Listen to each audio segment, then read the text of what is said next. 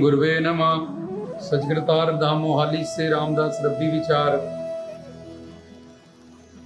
प्रवचन के माध्यम से, रब्बी उपदेश के माध्यम से गुरु प्यारी साध संगत को सचकृतार कहते हुए आज जानेंगे पीर लखदाता जी का इस उपदेश में एक और चमत्कार कि लखदाता जी की दरगाह या और भी दरगाहों पे कबूतर क्यों होते हैं।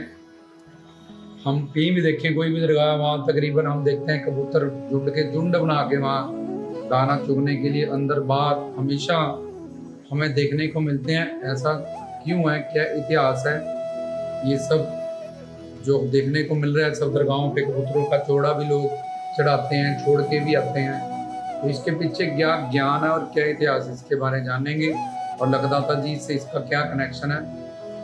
तो लखदाता जी की जब शादी हुई थी बीबी बाई से, दोनों पठान की वो बेटी थी, मुल्तान शरीफ के वो राजा थे।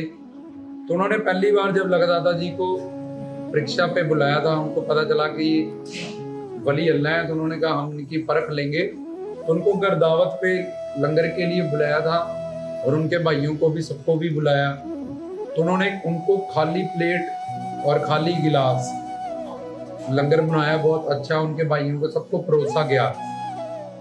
तो उनकी बारी में दोनों पठान ने खाली ही बर्तन उनको भेंट दी कि अगर ये वली अल्लाह होंगे तो अपने आप जान जाएंगे मेरी प्लेट खाली है और हमें कह देंगे।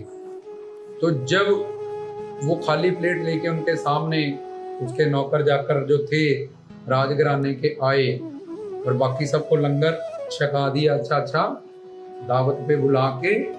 तो लखदाता जी ने कहा कि इसकी भी जरूरत नहीं है, दूर से देख के ही कि हमारा लंगर फरिश्ते लेके आ रहे हैं, अल्लाह ताला ने हमारे लिए लंगर का इंतजाम कर रखा है।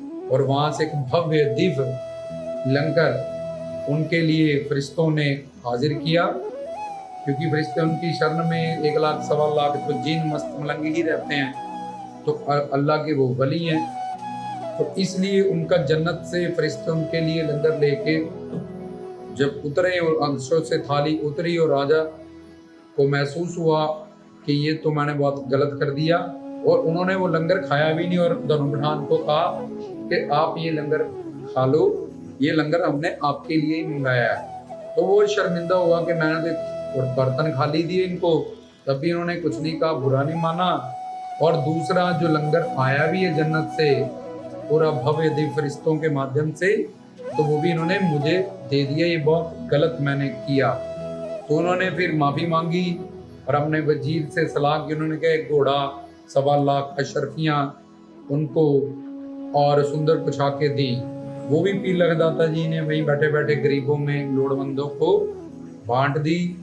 और आगे जब वो घोड़ा लेके उनकी बेनती पे कि हमारी तरफ से तोहफा ले जाओ आ रहे थे, तो रास्ते में मस्त मलंग उनको धरती में गड़े हुए मिले थे। ये पीछे हमने रब्बी उपदेश में बताया था। तो उन्होंने कहा कि हम नंगे हैं, भूखे हैं, 12 साल से हमें कुछ खाने को दो। तो उन्होंने वो घोड़ा भी उन मस्त मलंगों को दे दिया था कि मेरे पास तो ये घोड़ा ही है, बाकी तो सब कुछ मैं पीछे बांट आया हूँ। तो उन्होंने वो घोड़ा जब उसको दे दिया, फिर से राजे को उसके भाई जो उनसे जेलसी करते थे, घृणा करते थे, तो उन्होंने फिर राजे को बिठाया और उनकी प्रॉपर्टी पे, क्योंकि वो सुल्तान भी थे, नाना जी के पास ही ज़्यादा वो रुकते थे। तो नाना जी के देहांत के बाद उनकी जो बंटवारा हुआ जमीन का, तो उसमें वो चाहते थे कि इनको कुछ ना मिले, या मिले भी तो उनको बंजर मिले, अच्छा हम सबको मिल जाए। तो और उनकी सखावत के, चमत्कारों के, उनकी इबादत के किस्से दूर दूर तक मशहूर हो रहे थे। उनके पास दिन रात वालियों का, संगत का रश पड़ा रहता था। तो निगाह वाले पीर थे, निगाह से ही लोगों को वो नवाज देते थे, रूहानी इल्म से फैज थे। तो सारे मतलब उनके एंटी थे, जो उनसे जेलसी या घृणा करते थे। तो वो जब पीर लखदाता जी ने घोड़ा मलंगों को दे दिया, उनकी शिकायत कर दी। तो फिर से जब उन्होंने कहा आपने हमारा घोड़ा हमने इतने सत्कार से आपको दिया, तो उन्होंने कहा जाके देखो तुम्हारा घोड़ा तो वैसे ही खड़ा है वहाँ। तो एक से उन्होंने 41 घोड़े बना दिए। तो वो राजा तो और फिर अब शर्मिंदा हो गया कि पहले ही मैं गलती की, इन भाइयों के कहने पे मैंने फिर गलती कर दी उनके, इस बार क्या करूं, पिछली बार मैंने सुंदर पोशाकें 1.25 लाख रुपया अशरफियों से 1.25 लाख अशरफियां सुंदर पोशाकें उनको दी। अब मैं क्या करूं, तो अपने वजीर को कहा कि ये तो बहुत बुरी बात है। मैंने अल्लाह के वली पे फिर से गुस्ताखी की उनकी शरण में। उन्होंने कहा कि इस बार आप अपनी बेटी को न्याज में इनसे अर्ज करो कि मैं हमारी बेटी से आप निकाह शादी कर लो। तो उन्होंने कहा कि मैं फकीर बंदा हूँ, बंदगी करने वाला, भक्ति करने वाला। कल को तुम्हारी बेटी कहेगी कि ये है वो है, हजारों तरह की बातें हैं। तो हमें ऐसा कुछ नहीं है, हम तो इबादत करने के लिए धरती पे आए हैं। पर उन्होंने फिर भी बहुत उनसे अरदास की, फरियाद की, अर्ज लगाई। तो उन्होंने कहा ठीक है मेरे पिता ज़ैनुल आबिदीन, उनसे जाके आप बात करो माता आयशा से, और उनसे फिर जैसे होगा हम वैसा डिसीजन लेंगे। तो फिर उन्होंने, राजे ने उनके पास जाके फरियाद की थी। तो उनको फिर उनकी बेनतियाँ अर्जोइयाँ निमानगी देखते हुए जो उनकी शरण में जाके जो फरियाद वो मान गए थे। तो फिर जब निकाह करने ये वो शादी का जब दिन आया, तो उन्होंने देखा कि अब विवाद संपूर्ण हुआ, कबूल हुआ। तो जब उसके बाद बीबी बाई उनकी तनु पठान की बेटी को अपने घर पे उन्होंने ले जाना था, अपने ससुराल जाना था। तो उन्होंने अपनी माँ को, उसकी सास को जो उस वक्त थे, रोते हुए देखा। तो करुणा दया से भरे हुए था उनका मन, दिल, कि तुमने खुद ही शादी की, हमने तो ऐसा मांगा ही नहीं था, ना हम ऐसा चाहते थे, पर आप खुद ही रिश्ता लेके फरियाद की हमें, तो हमने आपकी विनती स्वीकार की है। पर आपको लगता है कि अब दुख हो रहा है इस बात से इनको, क्योंकि उनकी अकेली अकेली बेटी थी और बड़ी लाड़ प्यार से वो राजा थे धर्म पठान से, उन्होंने उसको पाला था। तो उसकी माँ रो के कहने लगी लगदाता जी से, सैयद अहमद सखी सरवर सुल्तान जी से,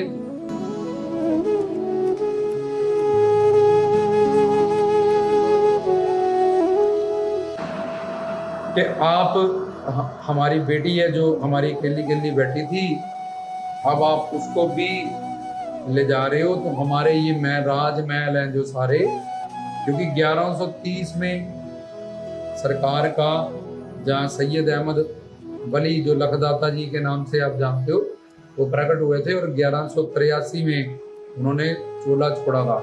इसके दौरान बीच में जब उनका निकाह हुआ उनसे, तो उन्होंने कहा कि फिर हमारे यहाँ तो अब आप ले जा रहे हो हमारी बेटी को इतने बड़े महलों में, हमारे तो कोई और संतान भी नहीं है, तो यहाँ तो सिर्फ कबूतर ही बोले करेंगे अब इसके जाने के बाद। तो उन्होंने जब ये बात सुनी तो करुणा के घर में आए, दया के घर में, तो उन्होंने कहा नहीं माँ, वालिद और वालिदा माँ और बाप को कहते हैं, तो ऐसा नहीं होगा आते साल में, क्योंकि उनका नाम ही था लाला वाला पीर दानी जट्टी को, और हजारों को, रजिया बेगम को वो संतान से नवाज चुके थे। भैणा नू वीर देवे, मावा नू पीरा बचड़े तो देना है, भैणा नू देना है वीर मिला, झूले लाल अनंदमाद मस्त कलंदर कवाली में हम सुनते हैं सखी शाहबाज कलंदर। सखी मतलब सखी सरवर सुल्तान लखदाता जी, और झूले लाल मतलब जो झूले लाल अरबाज साबाज ऐसे कलंदर होते हैं। झूले लाल भी उनको कहा जाता है, जो खिजर ख्वाजा खिजर वली हैं, जिनका अवतार हुआ था सिंध नदी के में से, जब हिंदुओं को जबरन मुसलमान बनाया जा रहा था और उनको पूजा करने का टाइम मिला था, उन्होंने मिर्क शाह ने कहा था अगर तुम्हारे वहाँ इतने अवतार होते रहते हैं तो अपने ईश्वर को बोलो कि कोई पीर बन के अवतार लो। तो उन्होंने झूले लाल के रूप में, ख्वाजा खिजर वली के रूप में अवतार फिर ईश्वर का हुआ था। उसको ख्वाजा पीर या झूले लाल या वरुण देव ये सब नामों से हम जानते हैं। चलते पानी में लोग उनके बेड़े छोड़ते हैं, पूजा करते हैं। और ख्वाजा मोइनुद्दीन चिश्ती जो अजमेर वाले बाबा जी, वो वलियों में आते हैं, उनका इतिहास अलग है, लेकिन लोग कंफ्यूज हैं ख्वाजा खिजर में और ख्वाजा मोइनुद्दीन चिश्ती में। वो समझते हैं वो मछली वाले बाबा जी अजमेर वाले हैं, लेकिन मछली पे बैठे हुए बाबा जी झूले लाल हैं, वो ख्वाजा खिजर वली हैं, और अजमेर वाले बाबा जी ख्वाजा मोइनुद्दीन चिश्ती हैं। दोनों की अलग अलग परंपरा है, अलग अलग इतिहास है अवतार लेने का। वो ये एक अवतारी हैं, वो महात्मा संतों के रूप, पीर वलियों के रूप वो अवतार हुए थे। जब अवतारी अपने कामिल मुर्शद मिलने के बाद इल्म पाके वो भी अल्लाह के वली बने, नवाजेंगे। तो बात हो रही है पीर लखदाता जी की, तो उन्होंने कहा ऐसा नहीं होगा, हम वचन करते हैं कि आते साल में आपके घर भी एक पुत्र होगा अल्लाह के करम से। तो उन्होंने कहा हमारी इतनी बड़ी बेटी है, अब हमारी उम्र नहीं है कि हम मतलब इस उम्र में बच्चा हो हमारे घर, जब पुत्र हो। तो उन्होंने कहा जो अल्लाह जिसको नवाज देते हैं, जिस पे कृपा कर देते हैं, उस पे ये सब जात पात उम्र धर्म वेद ये सब नहीं देखा जाता। तो इसलिए आप पे अल्लाह की कृपा रहमत होएगी, आप निवाजे जाओगे। और रही बात कबूतरों की, वो 11वीं सदी में आए थे, आज 21वीं सदी हो गई है, कम से कम 1000 साल 900-1000 साल होने को है। और ये कबूतर आप जो कह रहे हो मेरे महलों में कबूतर बोला करेंगे, इन कबूतरों को वहाँ हम ले जाएंगे अपने साथ। और दरगाहों पे कबूतर, ये जो आप कह रहे थे मेरे महलों में कबूतर बोलने थे, और तकरीबन हर दरगाहों पे, क्योंकि उस पीरों के सरदार पीरों थे, आपको कबूतर मिले करेंगे अंदर बाहर दाना चुगते हुए। और आज भी हम सब दरगाहों पे जहाँ भी जाते हैं देखते हैं, वहाँ कहीं ना कहीं कबूतर दाना चुगने अंदर या बाहर हमें दिखते हैं। कहीं कहीं तो हजारों के झुंड के हिसाब से दिखते हैं। तो उन्होंने वचन दे दिया कि कबूतर दरगाहों पे रहेंगे, हम ले जाएंगे अपने साथ, और तुम्हें आने वाले साल में तुम्हें भी पुत्र होगा। तो फिर उनके घर भी पुत्र हुआ। अगले साल फिर जब उन्होंने फिर उनकी न्याज लेके चूरमा बना के जाके बाबा जी की रोजा शरीफ दरगाह पे जाके उसका सलाम कराया।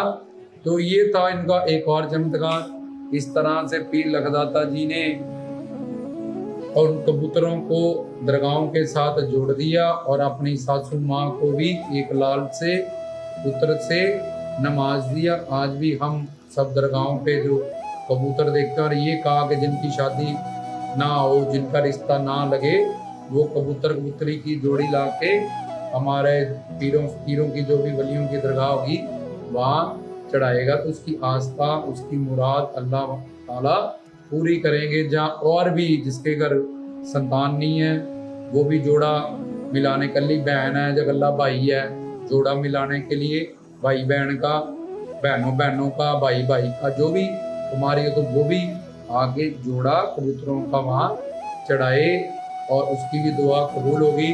जिसका निकाह शादी विवाह में कोई अड़चन है, नहीं हो रहा, वो भी कबूतरों की जोड़ी वहाँ जाके चढ़ाए।